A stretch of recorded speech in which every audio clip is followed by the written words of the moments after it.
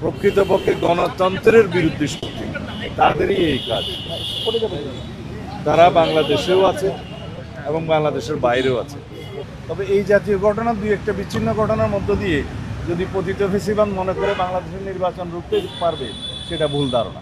আমরা এই জাতীয় যে কোনো রকমের আশঙ্কাকে উড়িয়ে দিচ্ছি না, তবে সরকারের দায়িত্ব আছে, রাজনৈতিক দলসমূহের দায়িত্ব আছে, জনগণের সচেতনতা জরুরি। সেটি নয়, মূলত হচ্ছে আমাদের ভিতরে যেন এমন একটা ঐক্য থাকে যাতে করে আমরা সকল রাজনৈতিক দল ফেসিবাদ বিরোধী যে কোনো ফেসিবাদ বিরোধী ঐক্যকে আমরা সবাই মিলে যেন আঁকড়ে ধরি, তাতে করে জাতীয়ভাবে এই সন্ত্রাসকে আমরা মোকাবিলা করতে পারব। আমাদের মধ্যে রাজনৈতিক বিতর্ক হতে পারে, সামনে নির্বাচন, বিভিন্ন রকমের রাজনৈতিক বিতর্ক হবে, কিন্তু আমরা ওই পর্যায়ে বিতর্ক করব না যাতে করে আমাদের ঐক্য বিনষ্ট হয়। আমাদের চেতনা হচ্ছে জুলাই 2024-এর ছাত্র গণ অভ্যুত্থানের চেতনা, প্রত্যাশা, জন আকাঙ্ক্ষা, এটাকে আমরা ঊর্ধ্বে তুলে ধরব এবং জাতীয় ঐক্য হিসাবে আমরা ফেসিবাদ বিরোধী জাতীয় ঐক্যকে অটুট রাখব। এই জায়গায় আমাদের কোনো আপোষ নেই। আমরা মনে করি নির্বাচনের এই সময়টায় যারা বাংলাদেশে নির্বাচন চায় না এবং নির্বাচনকে যারা একটি গণতন্ত্রের উত্তরণের পথ হিসাবে দেখতে চায় না, শক্তিশালী বা রাষ্ট্র বিনির্মাণের বিপক্ষে যারা প্রকৃতপক্ষে গণতন্ত্রের বিরুদ্ধে শক্তি, তাদেরই এই কাজ। তারা বাংলাদেশেও আছে এবং বাংলাদেশের বাইরেও আছে। পতিত ফেসিবাদকে অবশ্যই আমরা এই বার্তা দিতে চাই, এই জাতীয় কোনো ধরনের হামলা করে বাংলাদেশের গণতান্ত্রিক উত্তরণকে বাধাগ্রস্ত করতে পারবে না। আমরা সকল গণতান্ত্রিক রাজনৈতিক দল আমরা ফেসিবাদ বিরোধী জাতীয় ঐক্যে অটুট থাকব এবং আগামী জাতীয় সংসদ নির্বাচনকে যে কোনো মূল্যে আমরা অর্থবহ করব, বিশ্বাসযোগ্য করব এবং এমন একটি বিশ্বাসযোগ্য নিরপেক্ষ নির্বাচন হবে যা বিশ্ব স্বীকৃত হবে। সেই জন্যেই আমরা কাজ করছি এবং আমাদের মধ্যে রাজনৈতিক সংস্কৃতিটা যাতে সেভাবে বহাল থাকে আমরা সবাইকে আহ্বান জানিয়েছি। আমাদের রাজনৈতিক সংস্কৃতিটা অনেকটাই পরিবর্তিত হয়েছে, জনপ্রত্যাশা এবং গণ অভ্যুত্থানের প্রত্যাশা অনুযায়ী, আকাঙ্ক্ষা অনুযায়ী সেরকম গণতান্ত্রিক রাজনৈতিক সংস্কৃতি আমরা অব্যাহত রেখে চর্চা করে ইনশাআল্লাহ আগামী দিনে আমরা একটি শক্তিশালী গণতান্ত্রিক রাষ্ট্র নির্মাণ করব। আমাদের এই গণতন্ত্রের উত্তরণের পথটাকে আমরা যেন আরও সহজ করতে পারি, সেই জন্য সবার সহযোগিতা আহ্বান করছি আমরা। আর ইনকিলাব মঞ্চের পক্ষ থেকে একটা জাতীয় প্রতিরোধ সভা এই সন্ত্রাস বিরোধী, বিশেষ করে ওসমান হাদির এই ঘটনার পরবর্তীতে আজকেও তারা করছে, আগামীকাল পূর্বে সেই জায়গায় সবাইকে থাকার জন্য আহ্বান জানিয়েছে। আমরা সেটা সাদরে তাদের সেই আহ্বানকে গ্রহণ করেছি। 25 ডিসেম্বর তারেক রহমান আসছেন, তিনি বড় দলের বড় নেতা, উনি আসার পরে আরও সমাগমটা বড় হবে। সেক্ষেত্রে এই ধরনের সিকিউরিটি এনশিওর করা কীভাবে নিশ্চিত হবে? আপনার কাছে সহযোগিতা চেয়েছেন কিনা সরকারের, যাতে করে ওনাকে নিরাপদ রাখা যায়?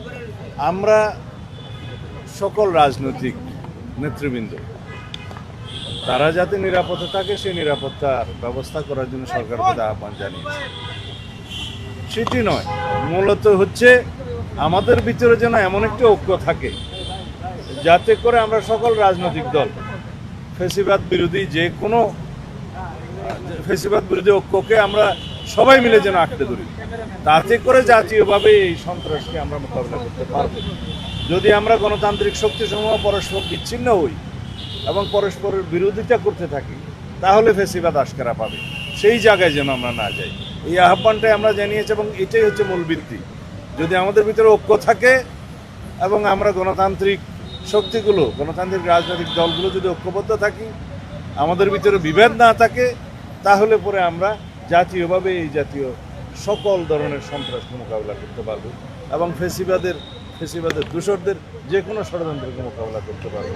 আমরা জানি এই শক্তি দেশের ভিতরেও সক্রিয় এবং দেশের বাইরেও সক্রিয়। আমরা ঘটনার সুষ্ঠু তদন্তের জন্য এবং তড়িৎ ব্যবস্থা গ্রহণের জন্য আহ্বান জানিয়েছি। আপনাদেরকে স্মরণ করিয়ে দিই, গত 5ই নভেম্বর বিএনপির একজন সম্ভাব্য প্রার্থী আমরা যে মনোনয়ন ঘোষণা করেছি প্রাথমিকভাবে, তার একজন প্রার্থী জনাব এরশাদুল্লাহ, চট্টগ্রাম মহানগরের চট্টগ্রাম ৮ আসনের প্রার্থী, তার উপরে প্রাণবিনাশী হামলা হয়েছে। কিন্তু তারপরে আইনশৃঙ্খলা বাহিনী কোনো কঠোর ব্যবস্থা গ্রহণ করেনি এবং যথাযথ তদন্ত করে যদি তার বিরুদ্ধে মানে সন্ত্রাসীদেরকে গ্রেফতার করা যেত, আইনের আওতায় আনা যেত, তাহলে হয়তো এরকমের ঘটনা আরও হয়তো ঘটতে উৎসাহিত হতো না। যারা এগুলো করছে তারা যখন মনে করছে যে তারা নিরাপদ থাকতে পারে, তখন এই সমস্ত ঘটনা আরও ঘটে। সেই জন্য আমরা স্বরাষ্ট্র মন্ত্রণালয়কে আরও বেশি সক্রিয় হওয়ার জন্য আহ্বান জানিয়েছি, তাতে প্রয়োজনীয় ব্যবস্থা যেন মাননীয় প্রধান উপদেষ্টা নেয়।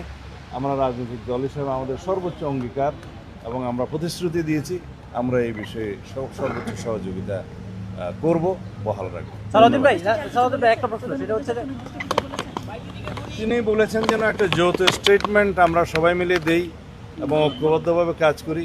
আর ইনকিলাব মঞ্চের যে সভাটা আজকেও চলছে, তারা আগামীকালকে এবং পরশু হয়তো তারা একটা প্রতিরোধ সভা জাতির একটা আহ্বান করবে শাহবাগে অথবা 21শে শহীদ মিনারে। সেখানে যেন সকল রাজনৈতিক দল অংশগ্রহণ করে। আমরা প্রতিশ্রুতি দিয়েছি যে আমরা যাব। আমরা ঐক্যটা দেখাতে চাই, ফেসিবাদ বিরোধী, সন্ত্রাস বিরোধী জাতীয় ঐক্যটা দেখাতে চাই। এটাই হবে আমাদের শক্তি। একমাত্র এর মাধ্যমেই আমরা এই জাতীয় ঘটনাকে রুখতে পারবো।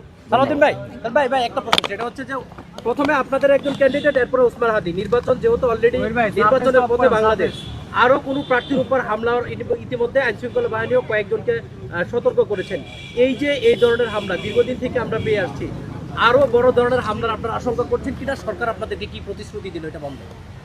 আমরা এই জাতীয় যে কোনো রকমের আশঙ্কাকে উড়িয়ে দিচ্ছি না, তবে সরকারের দায়িত্ব আছে, রাজনৈতিক দলসমূহের দায়িত্ব আছে, জনগণের সচেতনতা জরুরি।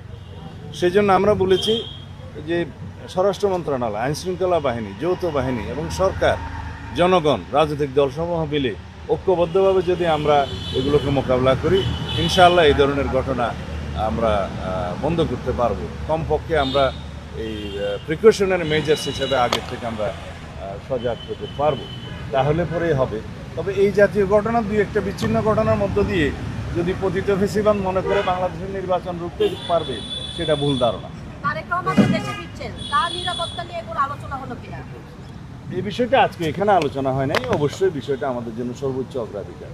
আমরা দলীয়ভাবেও চেষ্টা করব, সরকারকেও আহ্বান জানাবো যাতে ওনার নিরাপত্তা নিশ্চিত করা হয়।